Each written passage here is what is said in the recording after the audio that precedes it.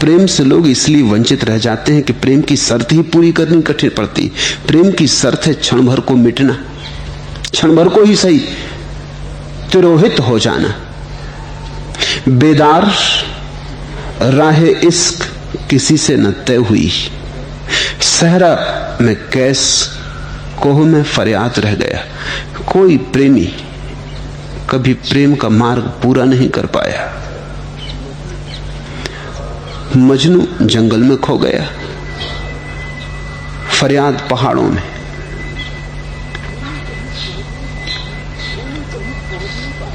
प्रेमी कभी पहुंच नहीं पाता, खो जाता है।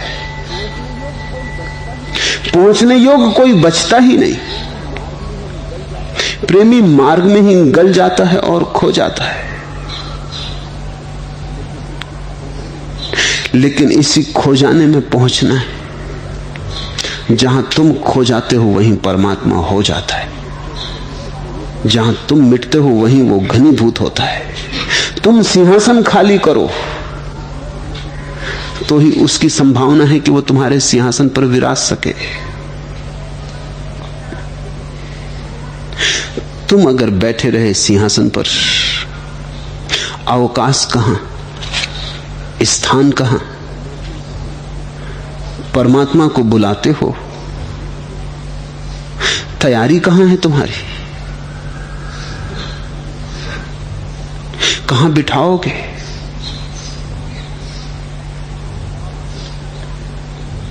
कहां उसे विराजमान करोगे? अहंकार तो रोए रोए में भरा है। मैं का भाव तो श्वास श्वास में समाया है। जगह कहां बची है तुम्हारे भीतर? जगह खाली करो। प्रेम का अनुभव उन्हीं को हो पाता है जो अपने को डुबाने मिटाने को राजी है। जो डूबते हैं, ये नदी कुछ ऐसी है कि वे ही केवल पहुंचते। जो डूबे वे बचे, जो बचे वे डूबे।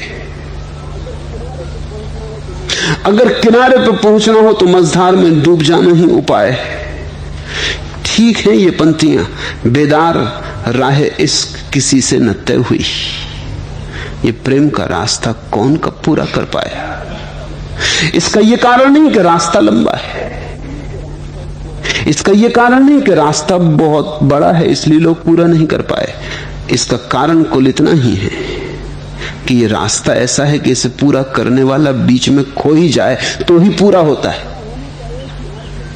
पूरा होने का एक ही अर्थ है कि बीच में ही खो जाए। अगर पहुंच जाए दूसरे किनारे तो रास्ता खो ही गया, पूरा हुआ ही नहीं।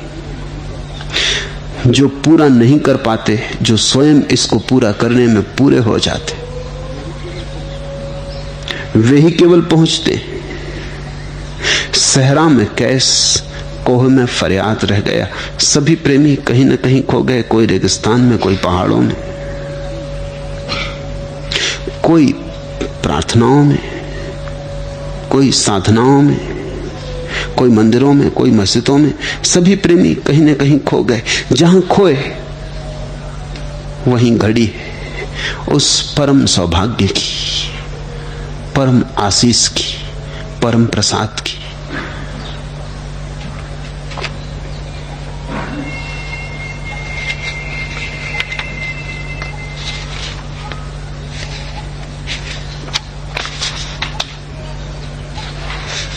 तीसरा प्रश्न एक उलझन है। यदि ठीक समझें तो उसे स्पष्ट करने की कृपा करें। भगवान बुद्ध और आप दोनों कहते हैं ध्यान से उपलब्ध आनंद को बांटो, ध्यान को बांटो। और दूसरी ओर ध्यान के अर्जन को गुप्त रखने कर, छिपाकर रखने की बात भी कही जाती है। निश्चित ही दोनों बातें कही जाती हैं क्योंकि दोनों बातें सही हैं, उनमें विरोध नहीं। विरोध दिखता हो तो केवल आभास है। ध्यान मिले तो बांटो, लेकिन ध्यान जब तक न मिला हो तब तक संभालो और छिपाओ। होगा तब तो बांटोगे। जल्दी बांटने की मत करना। अक्सर नहीं होता तो भी बांटने की आकांक्षा पैदा हो जाती। उपदेश देने का बड़ा रस है, किसी को समझाने में, ज्ञानी होने का मजा आ जाता है, किसी को बताने में, चाहे तुम्हें पता हो या ना हो।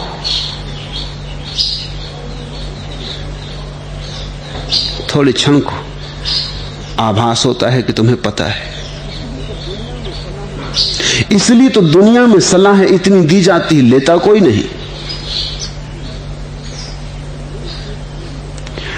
कितने उपदेश दिए जाते हैं, कौन लेता है? उपदेशक पीछे घूमते हैं तुम्हारे, पकड़ पकड़ के समझाते हैं। उपदेशकों से बच के निकलना मुश्किल है। उन्होंने सब रास्ते रोक रखे, जहां से जाओ वहीं वो मौजूद है। मुक्त हस्त ज्ञान बांटते, मुफ्त देने को तैयार है, मुफ्ती देने को तैयार नहीं, साथ में कुछ प्रसाद भी देने को तैयार है। लो भर, फिर भी कोई लेने वाला दिखाई नहीं पड़ता। ध्यान रखना, बांटना कहीं अहंकार से ना निकलता हो, करुणा से निकले तब बात और। पर करुणा तो तब होगी जब ध्यान सघनीभूत होगा, जब ध्यान एक मेघ बन जाएगा। बुद्ध ने इसलिए उसे मेघ समाधि कहा है। जब एक घने मेघ की तरह, सघन मेघ की तरह वर्षा से भरे हुए तुम हो जाओगे, उसके पहले तो बूंद बूंद मेघ इकट्ठी करता है। इकट्ठा हो जाए तो ही बरस सकता है। मां गर्भवती हो, 9 महीने तक गर्भ को संभाले तो ही जन्मदात्री हो सकती है।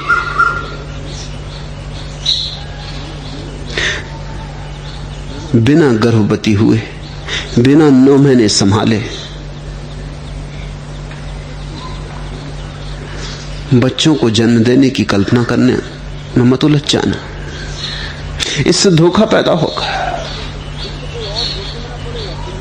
इससे कोई और धोखे में ना पड़ेगा, तुम ही धोखे में पड़ोगे। और खतरा है कि कहीं तुम दूसरों के जीवन को कोई नुकसान न पहुंचा दो, क्योंकि बड़ी बारीक, बड़ी नाजुक बात है। इससे तो जब तुम ठीक से जान ही लो तभी किसी को जनाना। जब तुम्हारे पैर इस भूमि पर मजबूत जम जाएं, जब तुम्हारी जड़ें इस भूमि में पूरी फैल जाएं, तभी तुम किसी को समझाना। तो बुद्ध ठीक कहते हैं, बांटो, पर हो तब बांटोगे ना। सूफी फकीर भी ठीक कहते हैं कि संभालो, क्योंकि संभालोगे तभी तो होगा ना। संभालना पड़ेगा बहुत दिन, वर्ष वर्ष, जन्म जन्म। जब तुम्हारे भीतर घना हो जाएगा तो बरसेगा। जरूरत है पहले संभालने की। पहले तुम्हारे पास हो, तुम्हारा दिया जलता हो तो तुम किसी और का दिया जलाने जाना। अपना दिया जलता ही नहीं, वहां बाती बुझी पड़ी है और तुम दूसरों के दिए जलाने निकल पड़ते हो।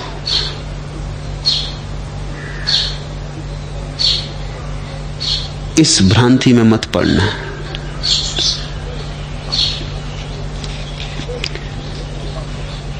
बड़े छिपा के रखना जो भीतर आ रहा है। जिस दिन होगा उस दिन तो खबर मिलनी शुरू हो जाएगी। जब फूल खिलता है तो हवाओं में गंध उठ जाती। जब तुम्हारे पास होगा तो तुम छिपा के भी छिपा ना पाओगे। जिनको भी तलाश है, जिनको भी प्यास है, जिनको भी जुस्तजू है, खोज है,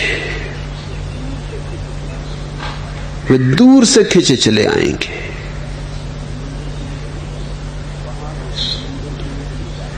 पहाड़ और समुंदर भी उनके लिए बाधा न बनेंगे। जिन्हें प्यास नहीं है, जिन्हें खोज नहीं, वे पास बैठे भी वंचित रह जाएंगे।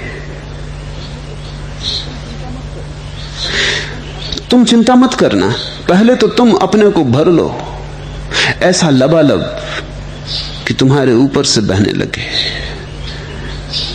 फिर जिनको प्यास है वो खोजते चले आएंगे, वे सदा ही खोज रहे हैं। और तब तुम मुक्त हस्त बांटना, बांटोगे ही, बांटना ही पड़ेगा।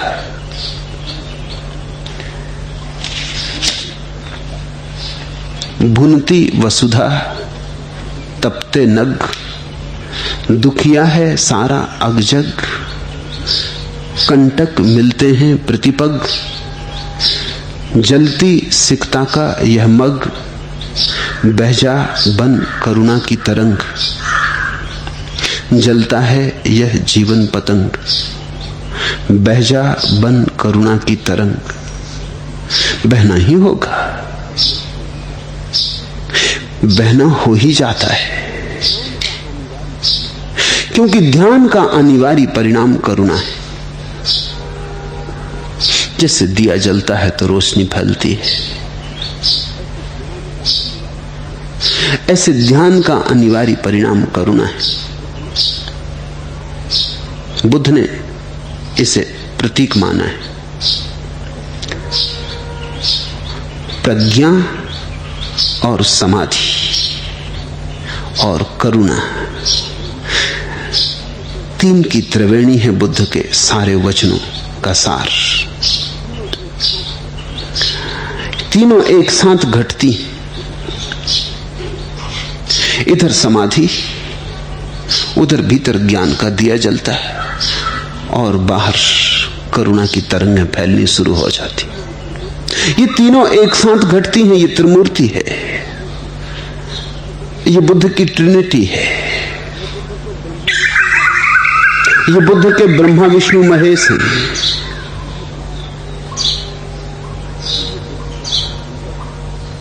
ये बुद्ध का संगम है, तीर्थराज प्रयाग है।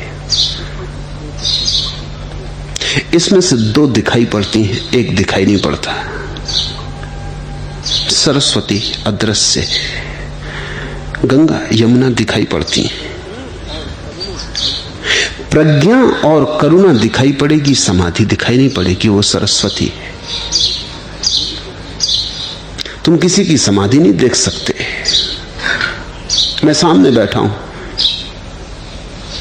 तुम कैसे मेरी समाधि देख सकते हो? समाधि अदृश्य है। करुणा दिखाई पड़ सकती है, क्योंकि करुणा तुम पर बरसती, समाधि मेरे भीतर है। प्रज्ञा दिखाई पड़ सकती है, ज्ञान दिखाई पड़ सकता है, क्योंकि ज्ञान तुम पर बरसता है। प्रकाश दिखाई पड़ सकता है प्रज्ञा का, क्योंकि तुम्हारे अंधेरे में किरणें उतरेंगी। उन किरणों की पहचान से तुम समझोगे कहीं सूरज उगा है। करुणा दिखाई पड़ सकती है, क्योंकि हल्के हल्के पदचाप भी नहीं पड़ेंगे और तुम्हारे भीतर कोई प्रेम का प्रवाह आने लगेगा, तुम्हारे भीतर कोई लोरी गाने लगेगा, तुम्हारे हृदय की वीण पर कोई अंगुलियां संगीत को छेड़ने लगेंगी। तुम्हारे दुख से भरे जीवन में सुख की कोई तरंग आने लगेगी, वो तुम्हें दिखाई पड़ सकती, क्योंकि ज्ञान हो या करुणा हो, दोनों तुमसे संबंधित होंगी। समाधि तुमसे बिल्कुल असंबंधित है, पर समाधि के बिना ये दोनों नहीं घटती हैं। इसलिए बुद्ध ने कहा, जहां करुणा हो और जहां प्रज्ञा हो, जानना कि समाधि भी है, क्योंकि समाधि पहले हो तब ये दोनों होती। ध्यान को संभालो पहले, ताकि किसी दिन करुणा में बांट सको। ध्यान को संभालो पहले, ताकि किसी दिन प्रज्ञा में उसकी ज्योति जले। निश्चित लोग बहुत पीड़ित थे, चारों तरफ दुख है। तो जब मैं कहता हूं कि ध्यान को संभालो, तो मैं ये नहीं कह रहा हूं कि तुम करुणा को खो दो, तुमसे ये कह रहा हूं कि अभी करुणा का मौका तो आने दो, मेघ तो बनो, वर्षा तो हो जाएगी।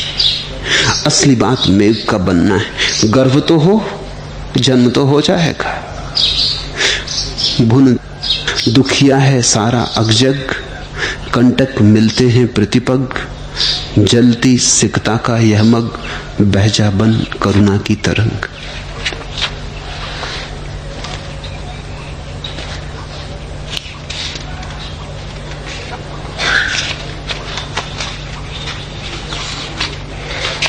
चौथा प्रश्न, आप कहते हैं जीवन में कुछ भी अकारण और व्यर्थ नहीं है, सबका उपयोग है।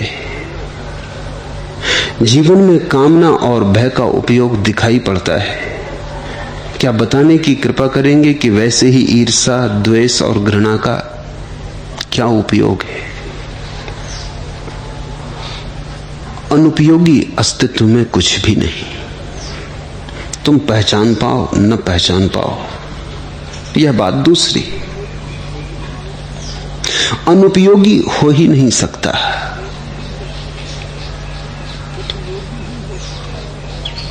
उपयोगी ही हो सकता है। सारा अस्तित्व जुड़ा है। हर चीज दूसरी चीज से उलझी है, बंधी है, अलग अलग नहीं है। और दुर्घटना तो होती ही नहीं। जो भी होता है उसकी कोई गहन संगति है, इसलिए अलग नहीं दिखाई पड़ता। तो समझना कि तुम कहीं भूल पर हो और थोड़ा गहरे खोजना। क्षमा शोभती उस भुजंग को जिसके पास गरल हो, उसको क्या जो दंतहीन विषरहित विनीत सरल है। अगर क्रोध न हो, करुणा की सब शोभा ही नष्ट हो जाती। अगर अंधेरी रात हो तो ही सुबह का आनंद है।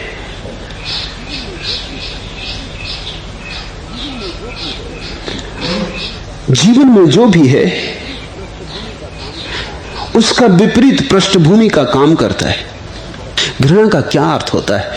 शब्द की बहुत फिक्र मत करो, शब्दकोश से मुझे कुछ लेना देना नहीं। घृणा का अर्थ क्या होता है? अस्तित्वगत भाषा में घृणा का क्या अर्थ होता है? इतना ही अर्थ होता है कि तुम दूसरे से दूर जाना चाहते हो, और कुछ अर्थ नहीं होता।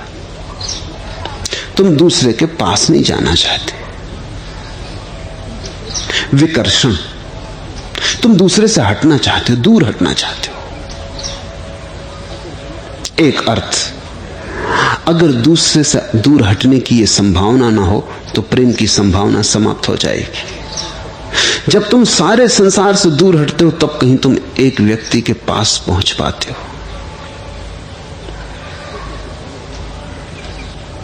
सोचो कि घृणा समाप्त हो जाए, उसके साथ ही प्रेम भी समाप्त हो जाएगा। तो घृणा प्रेम के लिए सीढ़ी है। हाँ, अगर तुम घृणा पर ही रुक गए तो चूक हो गई, वो तुम्हारी गलती है, उससे घृणा का कोई लेना देना नहीं। घृणा कुल इतनी कहती है कि किसी से दूर होने का मन होता है। प्रेम इतना ही कहता है किसी के पास होने का मन होता है, किसी को पास लेने का मन होता है, इतने पास कि सब दूरी मिट जाए, कोई फासला न रह जाए, कोई चीज बाधा न बने, कोई अंतराल न रह जाए। ऐसे और किसी से दूर होने का मन होता है, ऐसा होता है कि इतना फासला हो जाए कि कोई दूसरे चांद तारों पर और मैं दूसरे चांद तारों पर। फासला इतना हो जाए कि कभी दोबारा पास आने का मौका ही ना आए, सारा अस्तित्व बीच में आ जाए।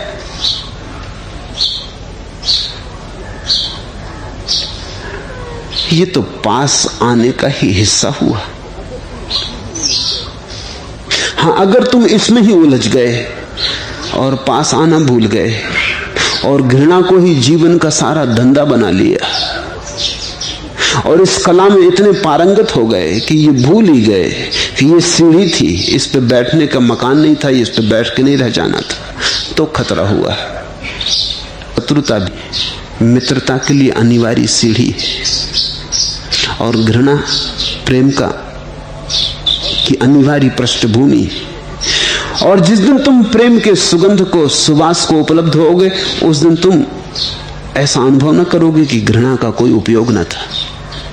उस दिन तुम घृणा के प्रति भी अनुग्रह का भाव अनुभव करोगे।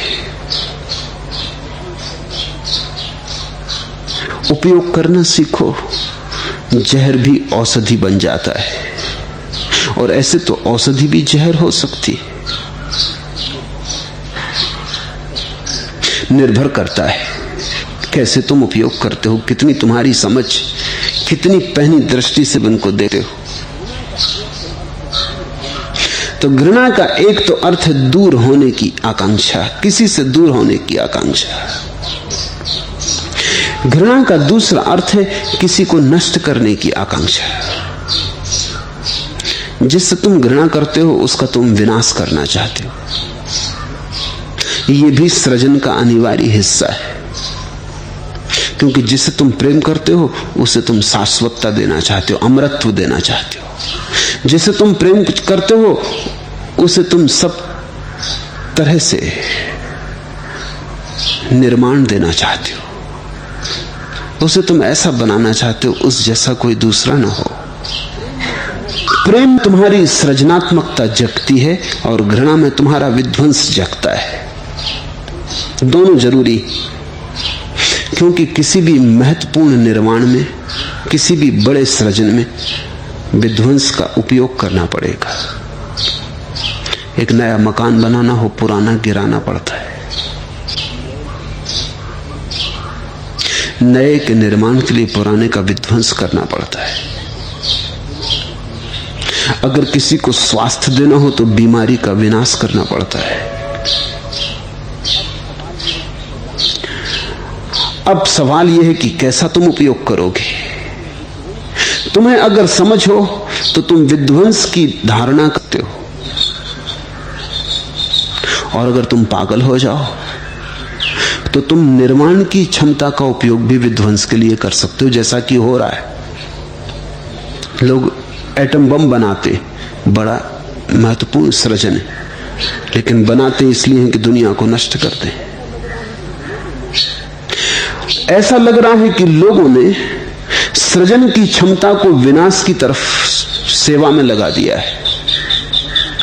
होना उल्टा चाहिए कि तुम्हारी सारी विनाश की क्षमता सृजन की दिशा में लग जाए।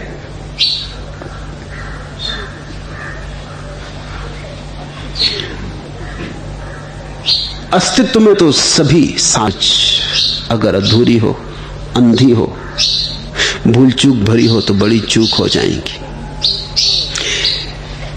ऐसा ही ईर्ष्या और द्वेष के साथ है। ईर्ष्या का क्या अर्थ होता है? इसका अर्थ होता है कि किसी के पास है और मेरे पास नहीं।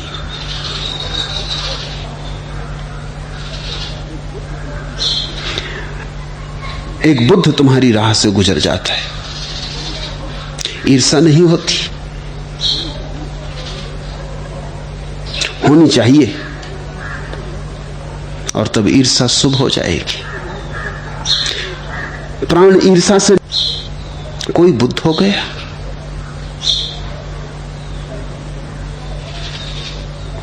लोग आए भी, बैठे भी, उठ भी खड़े हुए, तुम जगह ही खोजते रहे।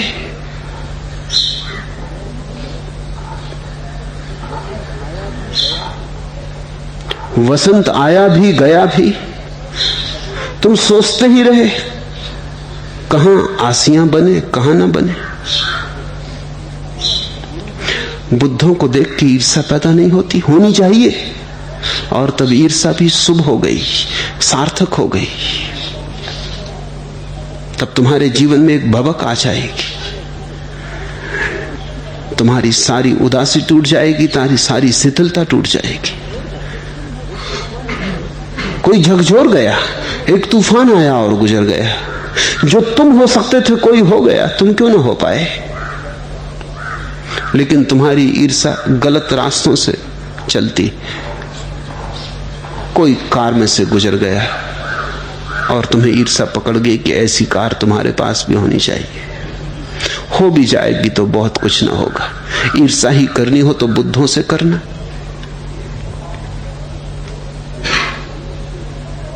किसी के वस्त्र देख लिए ईर्ष्या हो गई, किसी का मकान देख लिया ईर्ष्या हो गई। बना भी लोगे मकान तो कुछ ना होगा, जिसका देख के तुम्हें ईर्ष्या हुई है। ईर्ष्या ही करनी हो तो उससे करो जिसकी सारी ईर्ष्याएं खो गई। ये हो सकता है कि तुम जिसका मकान देख के ईर्ष्या कर रहे हो वो तुम्हारा स्वास्थ्य देख के ईर्ष्या कर रहा हो।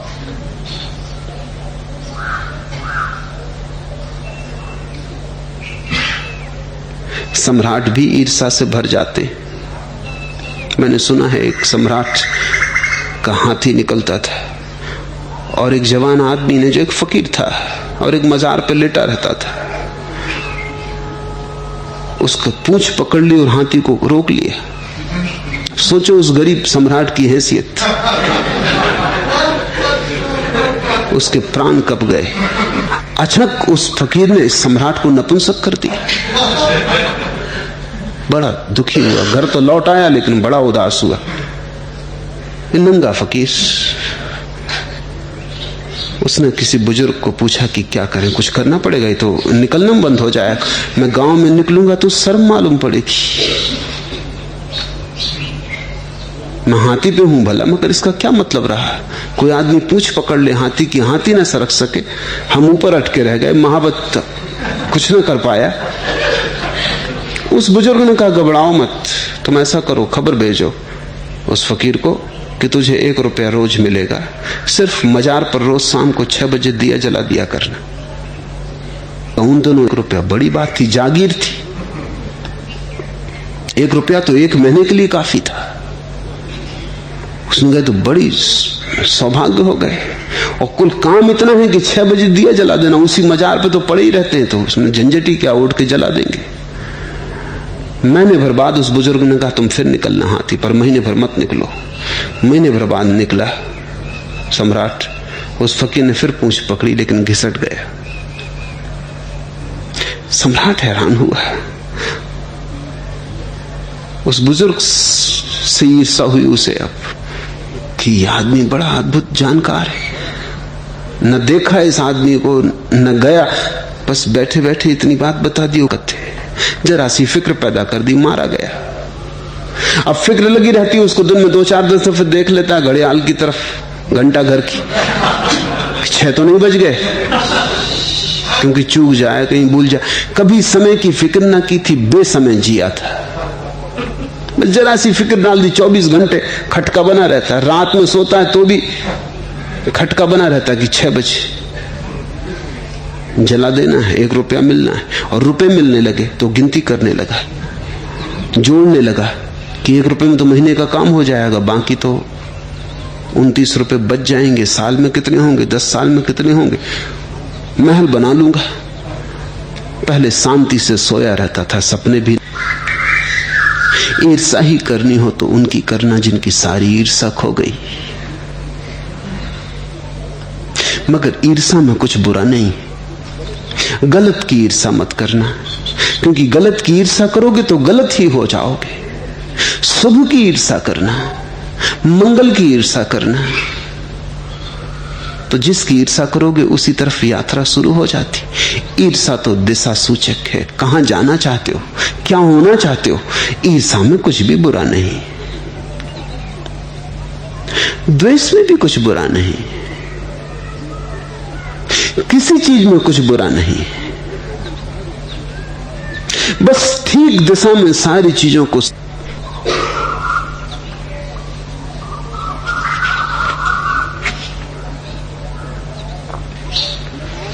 आखिरी प्रश्न, आप विचार और विचार शक्ति में जैसा भेद करते हैं, क्या वैसा ही भेद इच्छा और इच्छा शक्ति में भी तो नहीं है? निश्चित है। जब तक विचार है तब तक तुम्हारे पास विचार की शक्ति नहीं। विचारों की भीड़ है, विचार की शक्ति नहीं, क्योंकि विचार की शक्ति तो तभी पैदा होती जब विचारों की भीड़ विदा हो जाती। तब तुम्हारे भीतर शुद्ध ऊर्जा होती है विचार की, विचारों से ढकी नहीं होती, उगड़ी होती। जल शक्ति के संबंध में भी है। जितनी ज्यादा इच्छाएं उतनी कम इच्छा शक्ति, जितनी कम इच्छाएं उतनी ज्यादा इच्छा शक्ति। अगर तुमने सारी इच्छाएं छोड़ दी तो तुम जो इच्छा करोगे वो इच्छा करते ही पूरी हो जाएगी। इच्छा शक्ति इतनी बड़ी हो जाएगी। जब तुम इच्छा ना करोगे तब तुम्हारे पास इतनी विराट ऊर्जा होगी कि करते ही पूरी हो जाएगी। अब ये जीवन का राज है। जो करना चाहते हैं इच्छा पूरी, उनके पास इच्छा शक्ति नहीं। जो नहीं करना चाहते उनके पास है। मैंने सुना है एक अमीर आदमी के पास अपने पास एक सोने का पीकदान रखा हुआ था, लाखों रुपए का होगा। उस पे हीरे जड़े थे और वो उसमें बार बार पान की पीक थूक रहा था। वो गरीब को बड़ा दुख हुआ, उसे बड़ा क्रोध भी आया।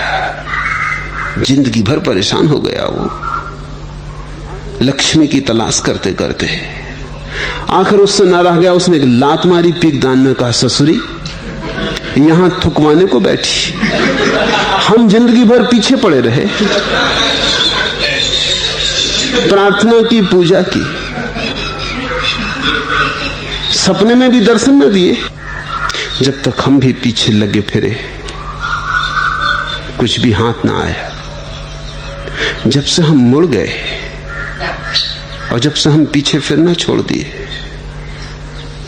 चीजें अपने आप चली आती।